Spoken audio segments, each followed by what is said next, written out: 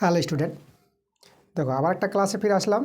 তোমাদের সপ্তম শ্রেণী গণিত আজকে তোমাদের করাবো এই বই থেকে। এই বইটা তোমরা খোলো এবং চলে এসো পেজ নাম্বার। দেখো তোমাদের 26 পেজে যে তোমাদের অনুপাত সমানুপাত অধ্যায়টা আছে, সেই চ্যাপ্টার থেকে তোমাদের আজকে করাবো। যেটা 2 নম্বর অধ্যায় যেটা অনুপাত, আর 3 নম্বর অধ্যায় তোমরা সমানুপাত পাবা। ওকে, আগে আমরা অনুপাতগুলো করাবো, তারপরে তোমাদের সমানুপাত অঙ্কগুলো করে দেখাবো। তো 2 নম্বর অধ্যায় অনুপাতের অঙ্ক, তো তোমাদের যে পেজ নাম্বার 26 পেজে আছে, কষে দেখি 2.1 26 পেজে তোমাদের চলে আসতে হবে। এই পেজের তোমাদের যে অঙ্কগুলো আছে এই অঙ্কগুলো তোমাদের করে দেখাবো। ওকে, চলো আমরা দেখে নেব আজকে ক্লাসের প্রথম যে অঙ্কটা আছে।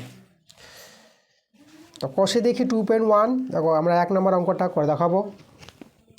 আমাদের এখানে প্রশ্নটা বলছে 1 কিগ্রা চালের দাম 40 টাকা ও 1 কিগ্রা ডালের দাম 100 টাকা। চাল ও ডালের দামের অনুপাত বের করতে বলেছে। তাহলে খুব সহজে অঙ্কটা হয়ে যাবে।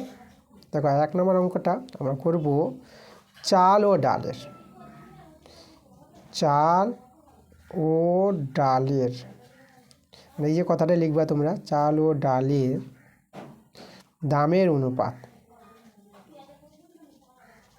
দামের অনুপাত সমান সমান। দেখো 1 কিগ্রা চালের দাম 40 টাকা বলেছিল, তাহলে 1 কিগ্রা চালের দাম 40 টাকা বলতে 40 দিব। অনুপাত যেটা দেখো, অনুপাত দেব, এই যে অনুপাত, ইজডু বলা হয় একে, অনুপাত বলতে পারো বা ইজডু। আর 1 কিগ্রা ডালের দাম 100 টাকা, তাহলে ডালের দাম, তাহলে এখানে আমরা 100 দিয়ে দেবো। এই হচ্ছে আমাদের চাল ও ডালের দামের অনুপাত। তাহলে এদের দেখো লঘিষ্ঠ করলে আমাদের অ্যান্সার হয়ে যাবে। আমরা যদি লঘিষ্ঠ করি, দেখো এখানে একটা শূন্য, ঠিক আছে, ভ্যানিশ হয়ে যাবে। তাহলে এখানে একটা শূন্য আমি কেটে দিলাম, তোমরা এভাবে কেটে দিতে পারো, আমি কাটছি না। তাহলে এখানে একটা শূন্য চলে গেলো, এখান থেকে একটা শূন্য চলে গেলো, তাহলে এখানে 10 রয়ে গেল। তাহলে 4:10, একে 2 দিয়ে ভাগ করে দাও, 2 দিয়ে 4, আর 10কে 2 দিয়ে ভাগ করলে 2 পাচ্ছে 10, 2 পাচ্ছে 10। দেখো 2:5, এটা কিন্তু আমাদের অ্যান্সার। এই যে চাল ও ডালের দামের অনুপাত বের করতে বলেছিল 40:100, তার লঘিষ্ঠ করে আমরা দেখো 2:5 পেয়ে গেলাম, আমাদের অ্যান্সার হয়ে গেছে। পরের প্রশ্নে আমরা চলে আসবো 2 নম্বর প্রশ্ন। দেখো 2 এর প্রশ্নটা, আমাদের একটা ত্রিভুজ দেওয়া আছে। এই ত্রিভুজের যে কোণগুলো আছে, দেখো কোণ বিএসি ইজডু, কোণ এবিসি ইজডু, কোণ এসিবি, এই কোণের অনুপাত বের করতে বলেছে। দেখো এটা তো খুব সহজে হয়ে যাবে। তো এখানে আমাদের জানতে হবে কোণ বিএসি কোন কোণটাকে বোঝাচ্ছে। কোণ বিএসি, দেখো বিএসি যেটা মধ্যে আছে না এ, তাহলে এই যে মধ্যে এ, এই যে এ আছে, এ কোণটা দেখো এখানে 60 ডিগ্রি আছে, তাহলে কোণ বিএসির মান কিন্তু 60 ডিগ্রি। এখানে আমি 60 ডিগ্রি বসিয়ে দিলাম। ওকে, ইজ টু। এবার কোণ এবিসি আছে, কোণ এবিসির মান দেখানো, এ বি সি, দেখো মধ্যে কি আছে বি, তাহলে এখানে বি বলতে কোণ এবিসি 50 ডিগ্রি বসাবা তোমরা, এই যে 50 ডিগ্রি। ইজ টু কোণ এসিবি, এসিবি, তাহলে সি দেখো মধ্যে আছে, তো সি কোণটা 70 ডিগ্রি আছে, তাহলে এখানে তোমরা 70 ডিগ্রি বসিয়ে দেবা। এখন যদি লঘিষ্ঠ করে নাও, এই যে 0 ডিগ্রি 0 ডিগ্রি 0 ডিগ্রি যদি তোমরা ভ্যানিশ করো, বাদ দিয়ে দাও, তাহলে 6:5, আর এখানে আমাদের 7 আছে, তাহলে 6:5:7, এই কোণগুলি অনুপাত। দেখো আমাদের কোণগুলোর মানগুলো দেওয়া আছে, এই অনুপাতটা করে নিলাম। তো এটা কিন্তু আমাদের অ্যান্সার 6:5:7। ওকে, পরে আমরা 3 নম্বর প্রশ্নে চলে আসবো। দেখো 3 প্রশ্নটা আমাদের কি বলছে, একটি পেন্সিলের দাম 3 টাকা ও একটি লজেন্সের দাম 50 পয়সা। একটি পেন্সিল ও একটি লজেন্সের দামের অনুপাত চেয়েছে। তাহলে এখানে দেখো পেন্সিলের দাম 3 টাকা আছে আর লজেন্সের দাম 50 পয়সা। তাহলে এই যে 3 টাকা আর 50 পয়সা, তাহলে এখানে টাকার পয়সা। তোমাদের যেটা জানতে হবে, অনুপাত যদি করতে হয় তাহলে একই রাশি থাকতে হবে, মানে এককগুলো, যে টাকা বা টাকার সঙ্গে টাকার অনুপাত হবে, পয়সার সঙ্গে পয়সা অনুপাত হবে। তাহলে এই যে টাকাকে হয় পয়সা করো, নাহলে পয়সাকে টাকা করে নাও। তো আমরা কাজ করি, এই যে 3 টাকাকে না আমরা পয়সা করে নেব। তাহলে দেখো 3 নম্বর অঙ্কটা আমরা যদি করি, তো আমরা এই যে 3 টাকা সমান সমান কত পয়সা, তোমাদের যেটা জানতে হবে যে 1 টাকা সমান সমান 100 পয়সা হয়, তাহলে 1 টাকা সমান সমান 100 পয়সা হলে 3 টাকা সমান সমান 300 পয়সা। তাহলে এখানে আমরা 300 পয়সা লিখে দেবো। 3 টাকা সমান সমান 300 পয়সা। এবার দেখো একটি পেন্সিল ও একটি লজেন্সের দামের অনুপাত কিন্তু পেয়ে যাব। একটি পেন্সিলের যেটা দাম 3 টাকা বলতে 300 পয়সা, আর একটি লজেন্সের দাম 50 পয়সা বলেছি। তাহলে তোমরা অতএব লিখবা, এখান থেকে লিখবা যে একটি পেন্সিল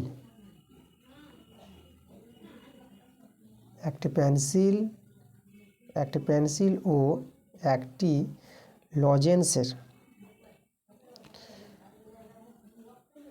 লজেন্সের দামের অনুপাত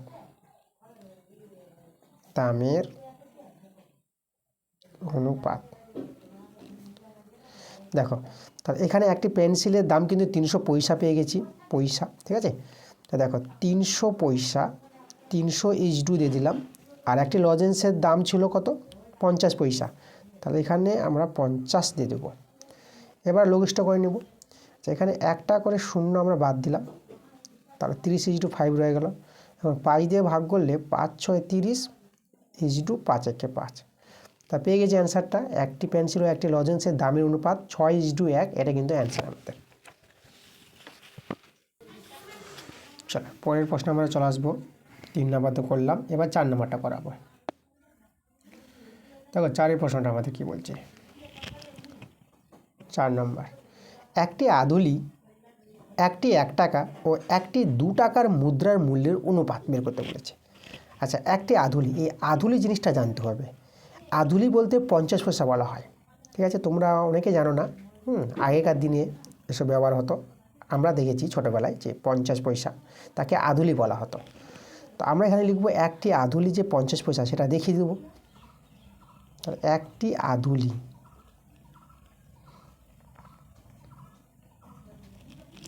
আধুলি সমান সমান 50 পয়সা, এটা তোমরা জানবা। এবার একটি 1 টাকার মুদ্রা, তাহলে একটি 1 টাকার মুদ্রা আমরা কি জানি, 1 টাকা বলতে 100 পয়সা, তাহলে লিখবো একটি 1 টাকার মুদ্রা। একটি 1 টাকার মুদ্রা সমান সমান 100 পয়সা। 1 টাকা সমান সমান 100 পয়সা। 1 টাকার যে কয়েনটা, তাকে 1 টাকার মুদ্রা বলা হয়, ঠিক আছে। তাহলে 1 টাকা সমান সমান 100 পয়সা জানি, আমরা পয়সা করব, তার জন্য আমি এখানে লিখে দেবো একটি 1 টাকার মুদ্রা সমান সমান 100 পয়সা, পয়সায় করব। এবার একটি 2 টাকার মুদ্রা, তাহলে একটি 2 টাকার মুদ্রা, তাহলে একটি 1 টাকার মুদ্রার মূল্য 100 পয়সা, আর একটি 2 টাকার মুদ্রার মূল্য হবে 200 পয়সা। তাহলে এখানে আমি লিখে দেবো 200 পয়সা, 200 পয়সা, ওকে। এবার এদের আমাদের অনুপাত বের করতে বলেছে যে মুদ্রাগুলির, তার অতএব দিয়ে আমরা লিখব মুদ্রাগুলির মূল্যের অনুপাত। মুদ্রাগুলির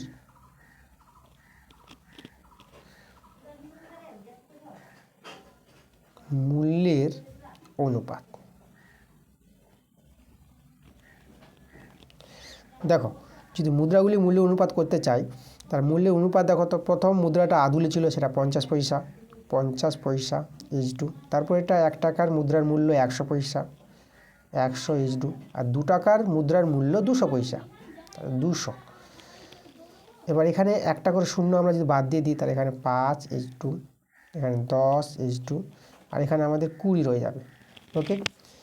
এবার আমরা কি করব, 5 দিয়ে দেখো লঘিষ্ঠ করতে পারবো, মানে 5 দিয়ে ভাগ যাবে 3 জনকে।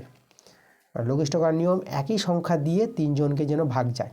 তো 5 দিয়ে করো, 5 একে 5 ইজডু, 5 দিয়ে 10 ইজডু, আর 5 4 20, 5কে 4 বার করলে 20 হবে, 5 4 20। এই যে দেখো, মুদ্রাগুলির মূল্যের অনুপাত আমরা পেয়ে গেলাম 1:2:4, এটাকে আমাদের অ্যান্সার। পরের প্রশ্নে আমরা চলে আসবো 5 নাম্বার প্রশ্ন। 5-এরটা দেখো কি বলছে।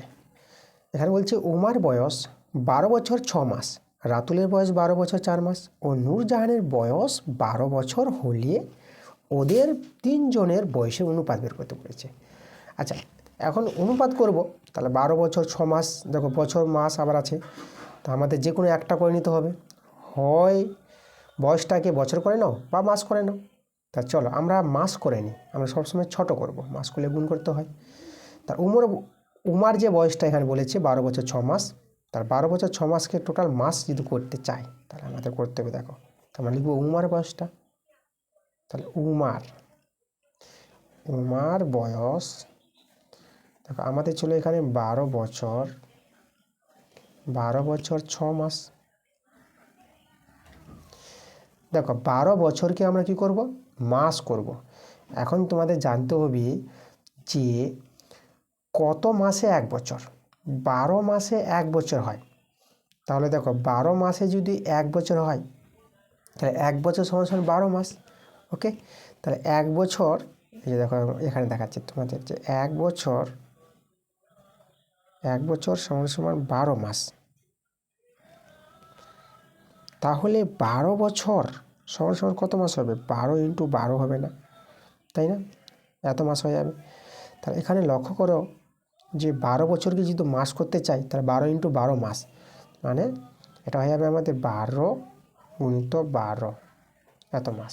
তার সঙ্গে আবার 6 মাস ছিল, তাহলে 6টা কিন্তু আমরা যোগ করে দেবো, তাহলে টোটাল দেখো এটা আমাদের মাস হয়ে গেল, কারণ 12 বছরকে মাস করে নিয়েছি। তাহলে দেখো তোমাদের যেটা জানতে হবে এখানে, যে বছরকে যদি মাস করতে চাও তাহলে সেই বছরটাকে 12 দিয়ে গুণ করে দেবা। ওকে, এই যে 12 বছর আছে, তো 12কে 12 দিয়ে গুণ করবো। যদি এখানে 3 বছর থাকতো তা 3কে 12 দিয়ে গুণ করবা, 3 ইন্টু 12 হতো। তো এই জন্য দেখো তোমাদের জেনে রাখতে হবে যে এই যে বছর আছে তাকে মাস করতে চাই, তার জন্য 12 দিয়ে গুণ করলাম।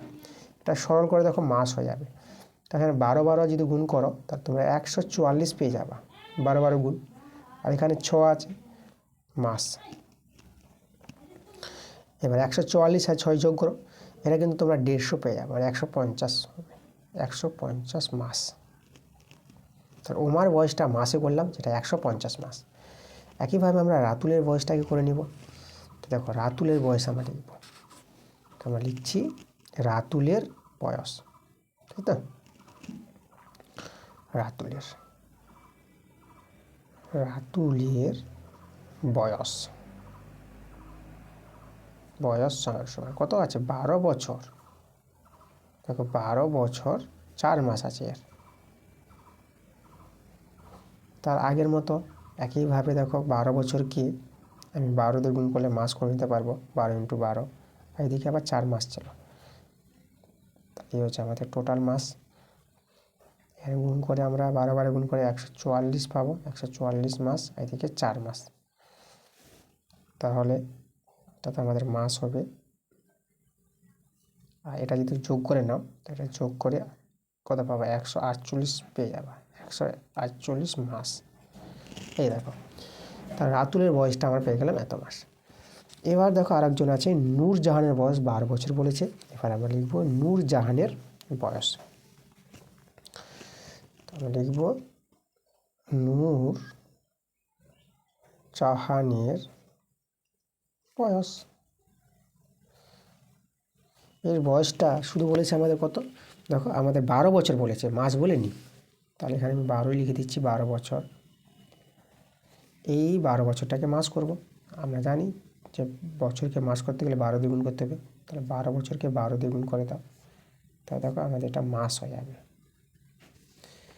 তাহলে এখানে গুণ করে আমরা কত পাবো, 144 পাবো, তাহলে 144 মাস।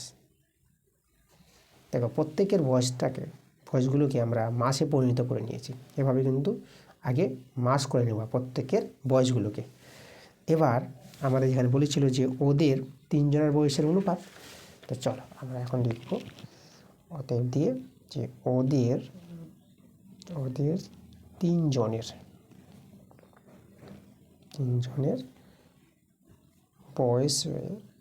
বয়সের অনুপাত সমান সমান। দেখো ওদের বলতে এখানে প্রথমে ছিল কি উমা, তাহলে উমার বয়সটা আমরা 150 মাস পেয়েছি, 150 মাস, 50 মাস ইজ টু। আর রাতুলের বয়স 148 মাস, তাই এখানে লিখবো 148 ইজ টু। আর নূরজাহানের বয়সটা 144, তাহলে 144 মাস। এবার এটা লঘিষ্ঠ করতে হবে আমাদের, এটা লঘিষ্ঠ করলে আমাদের অ্যান্সারটা হয়ে যাবে। তো দেখো আমরা কত দিয়ে লঘিষ্ঠ করব, যে কোনো সংখ্যা দিয়ে তোমরা করতে পারো, যেন 3 জনকে ভাগ যায়। এটা তো জোড় সংখ্যা আছে, তা দেখো জোড় সংখ্যাকে তোমরা 2 দিয়ে ভাগ করতে পারো, বা 2-এর চেয়ে বড়ো সংখ্যা দেখতে পারো। যদি বড় সংখ্যা না মনে থাকে তাহলে 2 দিয়ে করো। দেখো আমি 2 দিয়ে করে দেখাচ্ছি। 2 7 14, 1 বাঁচলো 15, আর দেখো এখানে 1 বাঁচলো মানে 10 হয়ে যাবে, তা 2 5 10, তাই তো। 2 7 14, এখানে 15টাকে 14 ধরলাম, তাহলে 1 বাঁচলো, 1 মানে এটা 10 হয়ে যাবে। 10 বলতে 2 5 10, যেহেতু আমরা 2 দিয়ে ভাগ করছি, ভাগটা মুখে মুখে করছি। জি, এখানে 2 7 14 আর 2 4 8, এখানে আবার এখানে দেখো 2 7 14 আর 4 আছে, তো 2 2 4, তাহলে এভাবে দাঁড়িয়ে গেল। আবার দেখো কোন সংখ্যাতে লঘিষ্ঠ যাচ্ছে 3 জনকে, দেখো একে যেহেতু 3 দিয়ে চেক করে 3 দিয়ে যাবে, আর একে এখানে যেহেতু আমি দেখি 3 দিয়ে চেক করে 3 দিয়ে কিন্তু একে যাচ্ছে না, তাহলে 3 দিয়ে যখন একে যাচ্ছে না তাহলে 3 দিয়ে আমরা করব না, একই সংখ্যাতে যাবে তারপরে আমরা দেখব। তো এইভাবে কিন্তু তোমাদের আগে চেক করে নিতে হবে। তখন লক্ষ্য করবা যে তোমরা যে কোনো কিছুতে ভাগ করার চেষ্টা করবা, 3 জনকে কোনো সংখ্যা দিয়ে ভাগ যাবে না, যেন 3 জনকে ভাগ চলে যায়। তো এই যে ভাগ যাচ্ছে না কোনো সংখ্যা দিয়ে 3 জনকে, তাহলে তোমাদের বুঝে নিতে হবে এটাই কিন্তু অ্যান্সার। তা ওদের যে বয়সের অনুপাতগুলো ছিল 75:74:72, এটা কিন্তু আমাদের অ্যান্সার। পরে আমরা চলে আসবো 6 নম্বর প্রশ্নে। দেখো 6 নম্বর প্রশ্নটা কি বলছে, সমকোণী সমদ্বিবাহু ত্রিভুজের কোণগুলির অনুপাত কত? সমকোণী সমদ্বিবাহু ত্রিভুজ, দেখো আমাদের আগে ছবিটা তৈরি করি, সমকোণী সমদ্বিবাহু ত্রিভুজ দেখতে কীরকম। তাহলে এই যে আমাদের এটা লম্ব ভূমি, তার সমদ্বিবাহু বলতে দুটি বাহু সমান হবে, আর সমকোণী বলতে একটা কোণ 90 ডিগ্রি হবে। এখানে এই যে লম্ব আর ভূমি আমরা একই মাপটা নিলাম, লম্ব ভূমি সমান দেখায়, দেখে এভাবে যোগ করে দেবো। এখানে আমি একটা ত্রিভুজের নাম দিয়ে দিচ্ছি, এটা এ, এটা বি, এটা সি। তাহলে দেখো এই কোণটা আমাদের কিন্তু 90 ডিগ্রি। এখানে সমদ্বিবাহু বলতে এ বি বাহুটা আর বিসি বাহুটা সমান। ওকে, এটা ভূমি, এটা লম্ব, এটাকে অতিভুজ বললাম এসিটা। তাহলে এভাবে সমকোণী ত্রিভুজ দেখায়, সমকোণী সমদ্বিবাহু ত্রিভুজ। দুটি বাহু সমান আছে বলে সমদ্বিবাহু, আর একটা কোণ 90 ডিগ্রি আছে বলে সমকোণী। তাহলে সমকোণী সমদ্বিবাহু ত্রিভুজের কোণগুলি অনুপাত, একটা কোণ তো পেয়ে গেছি 90 ডিগ্রি। এবার দেখো এই কোণটা যদি 90 ডিগ্রি হয়, তাহলে এই দুটো কোণের মান চাই আমাদের। তোমাদের যেটা জানতে হবে, এ যদি আমাদের 90 ডিগ্রি হয়ে যায়, তাহলে তোমাদের দেখো আর একটা জিনিস জানো, যে এ বি আর বিসি যদি সমান, মানে এই দুটো বাহু যদি সমান হয়, তো ক্লাস 8-এ উপপাদ্য পাবা, যখন ক্লাস 8-এ তোমরা উঠবা, দুটি বাহু সমান হলে এই সমান দুটি বাহুর যে বিপরীত কোণ দুটো আছে, এই বাহুর বিপরীত কোণ এই কোণটা, আর এই বাহুর বিসি বাহুর বিপরীত কোণ এ কোণটা, এই দুটো কোণও কিন্তু সমান হবে। মানে এ বি সমান সমান বিসি হলে, তো তোমরা দেখো এখানে সমান করতে পারবা যে এ কোণ সমান সমান সি কোণ, মনে রাখবা। এ বি বাহুর বিপরীত কোণটা আর বিসি বাহুর বিপরীত কোণটা কী হয়ে যাবে, সমান হয়ে যাবে। একদম এই জিনিসটা ক্লাস 8-এর উপপাদ্য আছে, যখন ক্লাস 8-এ উঠবা ভালো করে বুঝে নিতে পারবা। এবার দেখো, তাহলে এখানে আমরা এ কোণ আর সি কোণ তো সমান পেয়ে গেলাম। এবার এই যে এ কোণ আর সি কোণ, এদের যোগফল কিন্তু হবে 90 ডিগ্রি। এটাও কী কোণ হলো 90 ডিগ্রি। দেখো এ একাই 90 ডিগ্রি আছে, তাই এরা দুজনে মিলে কত হবে, 90 ডিগ্রি হবে। কারণ ত্রিভুজের 3টি কোণের যোগফল হয় 180 ডিগ্রি। তাহলে 3টি কোণের যোগফল যদি 180 ডিগ্রি হয়, তাহলে এই দুটি কোণের যোগফল 90 ডিগ্রি হবে, যদি একাই 90 ডিগ্রি আছে, 90 90 180 ডিগ্রি। তাহলে এই দুটো কোণের মান দেখো আমরা কিন্তু এদের সমষ্টিটা পেয়ে যাবো আমরা 90 ডিগ্রি। এবার যেহেতু এরা সমান আছে, তাহলে কত ডিগ্রি করে হবে, এরা দুজনেই কিন্তু 45 ডিগ্রি করে হবে, অর্ধেক করে। তাহলে আমি 45 ডিগ্রি মান লিখে দিলাম, মানে এই কোণটাও পেয়ে যাবো 45 ডিগ্রি, সমান যেহেতু আছে, এই কোণটাও হয়ে যাবে 45 ডিগ্রি। তা সমকোণী সমদ্বিবাহু ত্রিভুজের কোণগুলো কিন্তু পেয়ে গেছি। তো এই যে অনুপাতটা বের করতে বলেছে, চলো আমি অতএব দিয়ে তোমাদের দেখাচ্ছি। সমকোণী সমদ্বিবাহু ত্রিভুজের কোণগুলির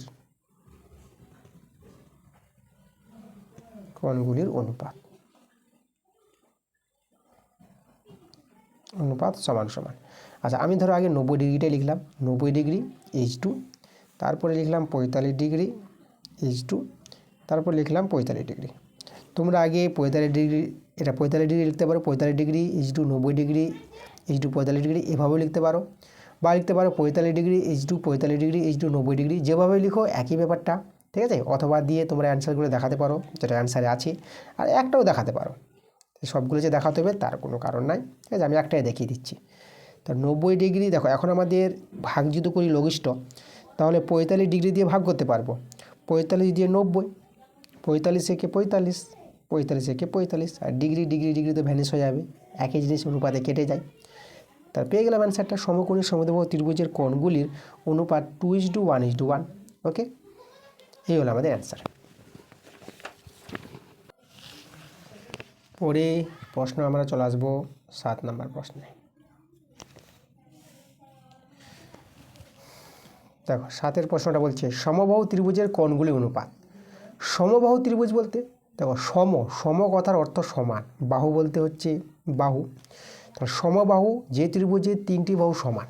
তা সমবাহু ত্রিভুজ দেখো 3টি বাহু সমান করে একটা ত্রিভুজ যদি তৈরি করে নাও, এই যে আমাদের ত্রিভুজটা আমি তৈরি করলাম, এটা আমাদের সমবাহু ত্রিভুজ, নাম দিলাম এ বি সি। সমবাহু বলতে দেখো এ বি বাহুটা সমান সমান বিসি বাহু সমান সমান এসি বাহু, 3টে বাহু সমান হবে, একে বলা হয় সমবাহু ত্রিভুজ। আর তোমাদের যেটা জানতে হবে, সমবাহু ত্রিভুজের কোণগুলিও কিন্তু সমান হয়, প্রত্যেকটা কোণ সমান হবে। সমান হলে পরে দেখো 3টি কোণের সমষ্টি তো 180 ডিগ্রি, তাহলে 3 দিয়ে ভাগ করলে 180কে 60 ডিগ্রি করে হবে, তাহলে এই কোণটা 60 ডিগ্রি পেয়ে যাবা, এই কোণটা 60 ডিগ্রি পেয়ে যাবা, এই কোণটা 60 ডিগ্রি। তার সমবাহু ত্রিভুজের কোণগুলির মান হয় 60 ডিগ্রি করে, তার অ্যান্সারটা এবার হয়ে যাবে না। তো এই যে আমাদের বলেছি সমবাহু ত্রিভুজের কোণগুলি অনুপাত কত, তো তোমরা অতএব লিখে দিবা যে সমবাহু ত্রিভুজের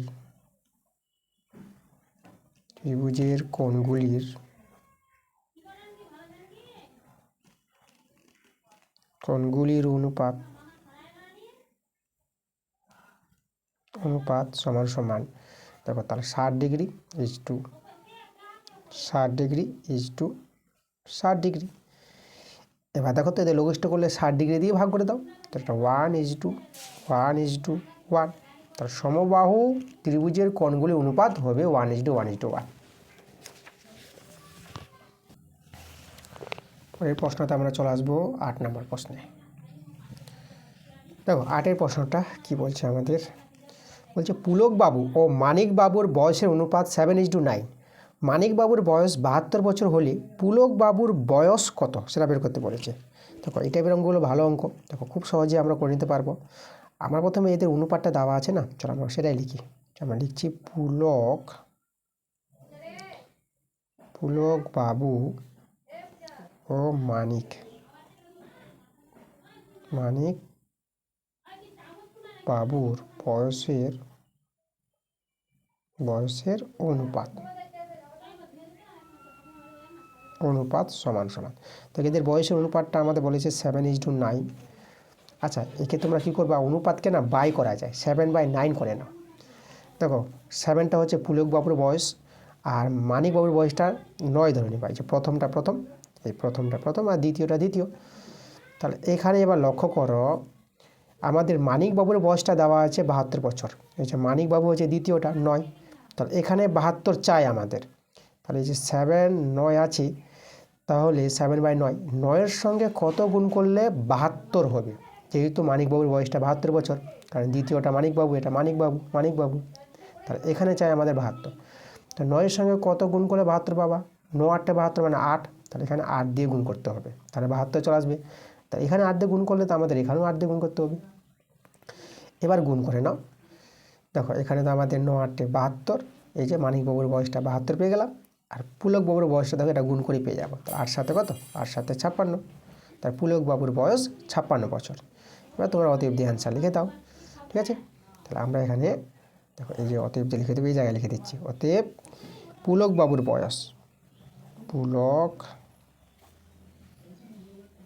বাবুর বয়সটা আমরা পেয়ে গেলাম এই যে 56 বছর, এখান থেকে আমরা লিখে দেবো 56 বছর। দেখো আমাদের অ্যান্সার হয়ে গেছে। পরের প্রশ্ন আমরা চলে আসবো 9 নম্বর প্রশ্নে। দেখো 9টা প্রশ্নটা কি বলছে, এখানে বলছে দুটি বইয়ের দামের অনুপাত দেওয়া আছে। প্রথম বইটির দাম যদি 32.20 টাকা হলে দ্বিতীয় বইটির দাম কত হবে সেটা বের করতে বলেছি। আচ্ছা, তাহলে দুটি বই, তাহলে এখানে আমরা ধরে নেব যে একটা প্রথম বই আছে, দ্বিতীয় বই আছে। তাহলে লিখব প্রথম ও দ্বিতীয় বইয়ের দামের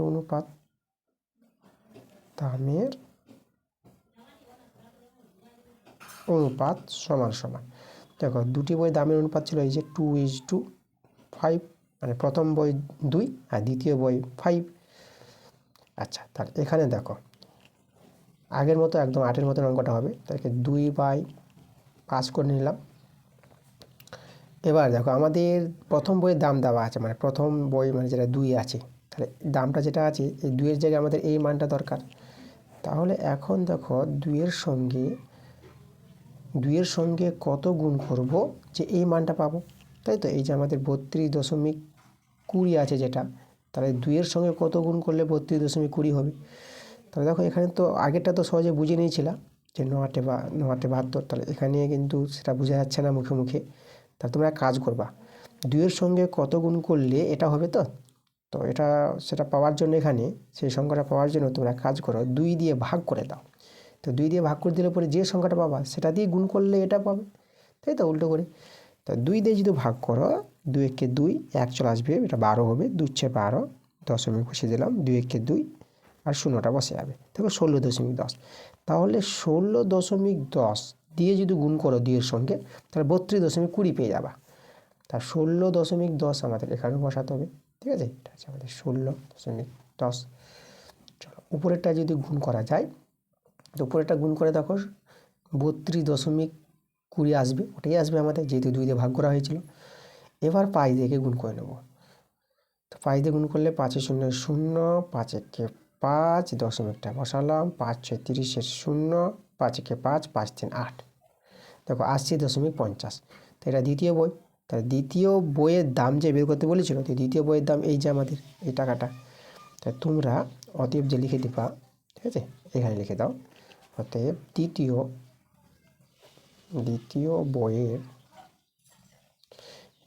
বই বা দ্বিতীয় বইটির দাম বলেছে, দ্বিতীয় বইটির দাম আমরা কত পেলাম? 80। দেখো এই মানটাই আমাদের অ্যান্সার, 80.50 টাকা। ওকে, দেখো আমাদের অ্যান্সার হয়ে গেছে। পরেই আমরা 10 নম্বর প্রশ্নে চলে আসবো। দেখো 10-এর প্রশ্নটা কি বলছে, বৃত্তের পরিধি ও ব্যাসের অনুপাত দেওয়া আছে। যে বৃত্তের ব্যাসের দৈর্ঘ্য 2 মিটার 1 ডেসিমিটার সেই বৃত্তের পরিধি বের করতে বলেছে। আচ্ছা, বৃত্তের ব্যাসের দৈর্ঘ্য দেওয়া আছে 2 মিটার 1 ডেসিমিটার। আচ্ছা, 2 মিটার 1 ডেসিমিটারকে আমরা ডেসিমিটারে করে নেওয়ার চেষ্টা করছি। তাহলে এই যে আমাদের ব্যাসের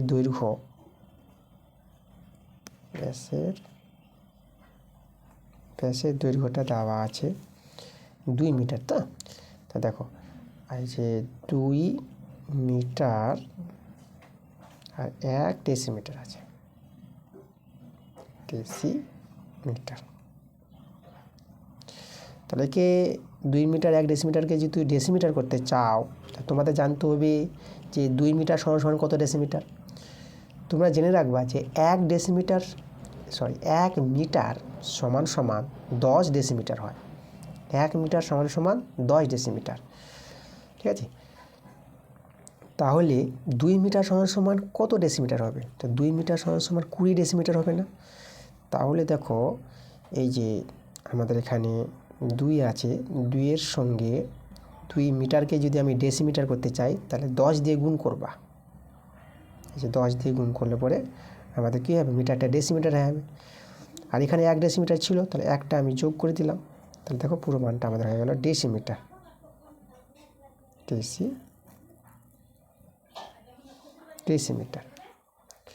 তাহলে এবার দেখো এখানে যদি আমি গুণ করে দিই, এটা 20 হয়ে যাবে, 2 মিটার সমান 20 ডেসিমিটার, এখানে 1 আছে, এই যে আমাদের ডেসিমিটার, তাহলে হবে আমাদের 21 ডেসিমিটার। দেখো আমরা পেয়ে গেছি ব্যাসের দৈর্ঘ্যটা 21 ডেসিমিটার। তারপরে দেখো আমরা যেটা বলেছি বৃত্তের পরিধি ও ব্যাসের অনুপাত, তা আমরা লিখবো বৃত্তের পরিধি, লিখবো বৃত্তের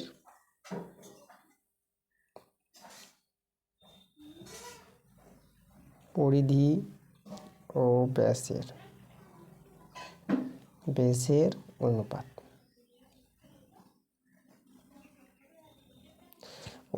সমান দেখো আমাদের আছে 22:7 আছে বৃত্তের পরিধি ও ব্যাসের অনুপাত। একদম আগের মতো করে আমরা 22/7 করে নিলাম। এখন দেখো আমাদের ব্যাসের দৈর্ঘ্যটা জানা আছে 21, ঠিক আছে, এই যে 21 যেটা বের করলাম, তাহলে এই যে ব্যাস মানে আমাদের দ্বিতীয়টা 7, তাহলে এই জায়গাটা আমাদের 21 চাই।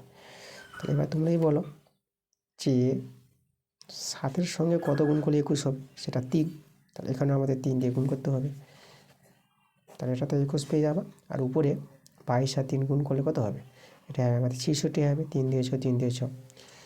দেখো তাহলে বৃত্তের ব্যাসের দৈর্ঘ্য যদি 21 ডেসিমিটার হয়, তাহলে বৃত্তের পরিধির দৈর্ঘ্য হবে 66 ডেসিমিটার। তা আমরা অতএব যে লিখব বৃত্তের পরিধি পেয়ে গেলাম 66 ডেসিমিটার। এখন 66 ডেসিমিটারকে মিটার ডেসিমিটারে কনভার্ট করা যায়। তাহলে দেখো আমরা জানি যে 10 ডেসিমিটারে 1 মিটার, তাহলে 60 ডেসিমিটারে কত মিটার হবে, 60 ডেসিমিটারে 6 মিটার হবে। তো এখান থেকে 60 নিয়ে নিচ্ছি আমি, ওকে। মানে আমি দেখো 60কে এভাবে তোমাদের যেটা ভেঙে লিখি, আমি এখানে লিখলাম ধরো 60 + 6 করে দিলাম, এত ডেসিমিটার। তাহলে এই যে 60 ডেসিমিটারকে আমি 6 মিটার লিখতে পারবো, 6 মিটার। আর এই যে 6টা আছে, ঠিক আছে, 6টাকে আমি 6 ডেসিমিটার রেখে দিলাম, 60কে 6 মিটার আর 6কে 6 ডেসিমিটার, 6 ডেসিমিটার। দেখো আমাদের কিন্তু অ্যান্সার হয়ে গেছে। তাই বৃত্তের পরিধি দৈর্ঘ্য 6 মিটার 6 ডেসিমিটার আমাদের অ্যান্সার। পরের প্রশ্নতে আমরা চলে আসবো 11 নম্বর প্রশ্ন। দেখো 11 নম্বর প্রশ্নটা আমাদের কি বলেছে, 11 নম্বর যে আমাদের সপ্তম শ্রেণীতে, দেখো সপ্তম শ্রেণীতে না 150 জনের মধ্যে 90 জন ও ষষ্ঠ শ্রেণীতে 140 জনের মধ্যে 80 জন অঙ্কন প্রতিযোগিতায় নাম দিয়েছে। অনুপাতে প্রকাশ করে দেখি কোন শ্রেণীতে প্রতিযোগী বেশি আছে। আচ্ছা, তাহলে আমরা দেখে নেব সপ্তম শ্রেণীর যে কতজন আছে। তো আমরা লিখবো এখানে সপ্তম শ্রেণীতে, ঠিক আছে, সপ্তম শ্রেণী, দেখো সপ্তম শ্রেণী মানটা সপ্তম শ্রেণী মধ্যনয় বেশি আছে। তো এখানে সপ্তম শ্রেণীতে নাম দিয়েছে, অঙ্কন প্রতিযোগিতায় নাম দিয়েছে। এখানে লক্ষ্য করো 150 জনের মধ্যে 90 জন, মানে টোটাল আছে 150 জন সপ্তম শ্রেণীর ছাত্রছাত্রী, 150 জনের মধ্যে 90 জন নাম দিয়েছে। এভাবেই তো আমাদের অনুপাতে প্রকাশ করতে হয়। আচ্ছা, এটাকে যদি সরল করে নাও, 0 0 কেটে দাও, 3 দিয়ে 3 3 9, 3 5 15, তাহলে এটা আমরা পেয়ে যাচ্ছি 3/5। এই যে অনুপাত, বাই মানে তো অনুপাত, তাহলে এই যে অনুপাতটা তৈরি হয়ে গেল সপ্তম শ্রেণীর। এবার ষষ্ঠ শ্রেণী বলেছে, এবার আমরা লিখব ষষ্ঠ। দেখো ষষ্ঠ শ্রেণীতে নাম দিয়েছে, অঙ্কন প্রতিযোগিতায় নাম দিয়েছে। তাহলে এখানে দেখো তো টোটাল ছিল, দেখো ষষ্ঠ শ্রেণীতে 140 জন ছাত্রছাত্রী, তাহলে 140 জনের মধ্যে নাম দিয়েছে 80 জন। এখানে লঘিষ্ঠ করে নেব আমরা, 0 0 কেটে দিলাম, এখানে 2 দিয়ে 2 4 8, 2 7 14, তাহলে এখানে দেখো আমরা পেয়ে যাব 4/7 পেয়ে যাব।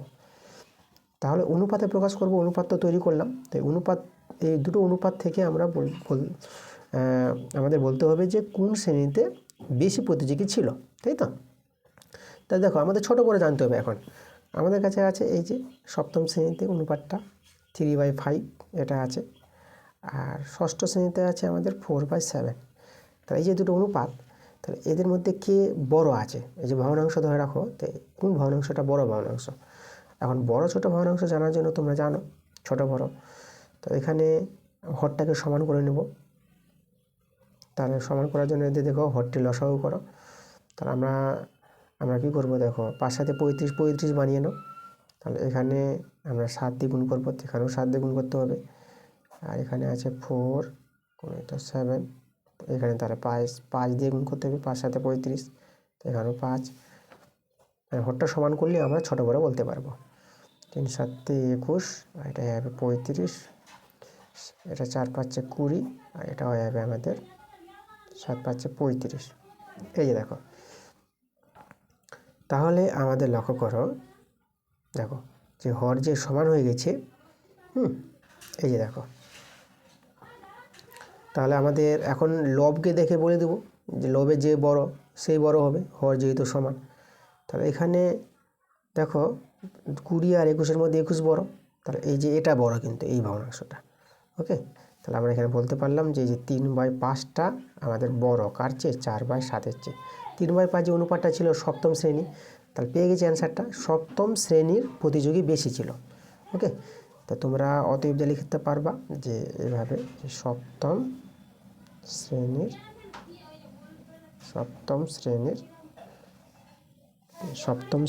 প্রতিযোগী বেশি, সপ্তম শ্রেণীর প্রতিযোগী মানটা গয়ে দীর্ঘে আছে, প্রতিযোগী বেশি। দেখো আমাদের অ্যান্সার হয়ে গেছে, তার অ্যান্সারটা কিন্তু সপ্তম শ্রেণীর প্রতিযোগী বেশি ছিল আমাদের। চলো আমরা 12 নম্বর প্রশ্ন দেখে নেব। দেখো 12 নম্বর প্রশ্ন, আজকের ক্লাসের আমাদের শেষ প্রশ্ন। তো দেখো কি বলছে 12 নম্বর প্রশ্নটা, দুটি সংখ্যার অনুপাত দেওয়া আছে এবং সংখ্যা দুটির গসাগু দেওয়া আছে 13। তাহলে সংখ্যা দুটি কী কী? আচ্ছা, সংখ্যা দুটি যখন অনুপাত দেওয়া আছে, এই অনুপাত থেকে সংখ্যা দুটিকে আমরা ধরে নিতে পারবো। তখন আমরা লিখছি ধরি, দুটি সংখ্যা মানে এটা প্রথম সংখ্যা দ্বিতীয় সংখ্যা, বা ধরি সংখ্যা দুটি, আমরা শুধু লিখছি ধরি সংখ্যা দুটি, ধরি সংখ্যা দুটি। সংখ্যা দুটিকে দেখো 5 থেকে একটাকে 5x ধরে নিলাম, ও একটা 7 থেকে আমরা 7x ধরে নিলাম। এইভাবে কিন্তু অনুপাত থেকে দুটি সংখ্যাকে ধরে নিতে পারবা, প্রথম সংখ্যাটা 5x, দ্বিতীয় সংখ্যাটা 7x। এবার সংখ্যা দুটির গসাগু আমরা এই ক্ষেত্রে বের করব। ওকে, আমরা লিখছি সংখ্যা দুটির গসাগু, এই যে অতএব সংখ্যা দুটির গসাগু, দেখো সংখ্যা দুটির গসাগু বলতে গসাগু কি জানি, দুটি সংখ্যার মধ্যে দুটি সংখ্যাকে উৎপাদকে ভাঙাবো। উৎপাদক তো দেখো তো 5 × x 7 × x, তাহলে এখানে শুধু আমাদের x মিলছে, আর কোনো কিছু মিলবে না। তা এক্সটা মিলছে বলে এই সংখ্যা দুটির গসাগু কিন্তু আমরা এক্স পেয়ে যাব গসাগু নিয়ম অনুসারে। তাহলে সংখ্যা দুটির গসাগু আমরা এক্স পেলাম, আবার সংখ্যা দুটির গসাগু দেওয়া আছে 13, তো আমরা বলতে পারবো যে x = 13, দুটো মান সমান, এও গসাগু, তাহলে x এর মান 13 পেয়ে গেলাম। এখন আমরা সংখ্যা দুটি পেয়ে যাব। তাহলে অতএব সংখ্যা দুটি দেখো, একটা ছিল 5x, তাহলে x এর মান তো পেয়ে গেছি 13, তাহলে x এর জায়গায় আমি 13 বসে দিলাম, ও 7x, তাহলে এখানে x আছে, তো x এর জায়গায় আমি বসিয়ে দেবো 13। তাহলে এখানে 13 পাচ্ছে, এটা 65 পেয়ে যাবে গুণ করে, আবার 13 সাথে এটা 91 হয়ে যাবে এটা। তাহলে দেখো সংখ্যা দুটি 65 ও 91, এটা কিন্তু আমাদের অ্যান্সার। দেখো এই ছিল আমাদের আজকে ক্লাসের অঙ্কগুলো। ক্লাসটা ভালো লাগলে অবশ্যই তোমাদের ভিডিওতে লাইক করতে হবে, ভিডিওগুলো বন্ধুর কাছে শেয়ার করে দিতে হবে। পরবর্তী ক্লাস দেখো তোমাদের যে অনুপাত সমানুপাত ক্লাস তোমাদের আজকে দিলাম প্রথম ক্লাস, এরপরে যে অনুপাত থেকে, ঠিক আছে, যে অনুপাত থেকে কোষে থেকে 2.1 করালাম, মানে এটা যে দ্বিতীয় অধ্যায় অনুপাত, এবং তৃতীয় অধ্যায়টা আছে সমানুপাত। তো আগে অনুপাতের অঙ্কগুলো করাবো, এরপরে কোষে দেখি 2.2 আছে, অনুপাত থেকে আছে, সেই ক্লাসটা আমি নিচে আসবো তাড়াতাড়ি। তো ঠিক আছে, তোমরা সবাই ভালো থেকো।